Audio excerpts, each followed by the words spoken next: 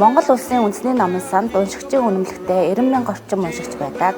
Үүнээс 2022 онд 5,200 гаруй уншигч шинээр бүртгүүлж, үнэмлэгээ сонгуулж сэргээлгсэн байна.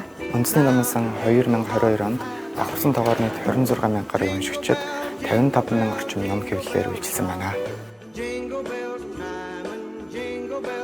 5,000 гаруй номыг сэлбэн засаж сэргээн шинжиллээ.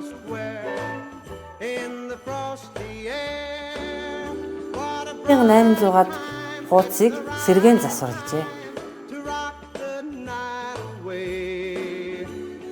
Монгол улсын үндэсний номын сангийн сан хөмрөгдөх төвд ном судрыг каталогжуулан захимжуулах АСИ төслийн хүрээнд 2022 оны ондоо 33,781 гарчиг ном бүртгэж 433,000 гаруй хуудас судрыг захимжуулаад байна.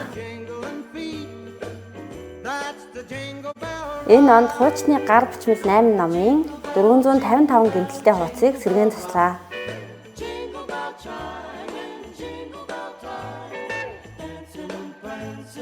Ун тавар номын музейд байнгын үзэсгэлэнгээс гадна 4 сэдэвчилсэн үзэсгэлэнгэд дэглэн нийт 1700 гаруй хүн үзэж сонирхоод байна.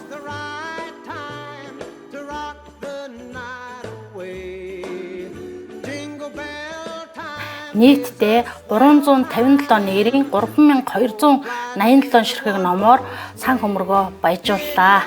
Монгол улсын үндэсний номын сан гадаадын 40 орчим улсын номын сан болон эрдэм шинжилгээний байгууллагуудтай хамтран ажилладаг. За энэ онд хамтын ажиллагааны хүрээнд 324 нэрийн 327 ширхэг номыг хүлээн авсан бол 14 улсын 17 номын сан эрдэм шинжилгээний байгууллагууд руу 21 нэрийн 164 ширхэг номыг илгээн солилцсон байна. Энэ онд 5980 номыг бүртгэж каталогжуулсан. За электрон каталогт 144,000 гаруй номонд редакц хийсэн байна. Олон улсын номын сангийн холбооноос гаргасан өдөртөмж зааврын дагуу цахим 900, шин 100 дэх үндэсний ном зүйн одоо боловсруулах өргөн сар хүрээтэй ажлыг эхлүүлээд байна. 32,184 хуудас 1233 ном судрыг захим хэлбэр шилжүүллээ. Захим ном бүрдүүлэх ажлын хэсэг маань 47,845 хуудас 400 номыг захим шилжүүлсэн байна. Үүнээс Монголын зохиолчдын ивэлтэй хамтран цог сэтгүүлийн 328 дугаарыг бүрэн захим шилжүүлсэн байна. Сангийн шинэ барилга 2014 оноос хойш баригдаж байна. Одоогийн байдлаар барилгын явц 93.2% явж байна.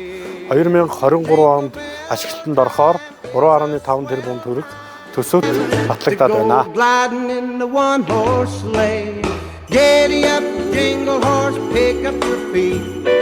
Jingle around the clock, mix and a mingle in the jingling feet.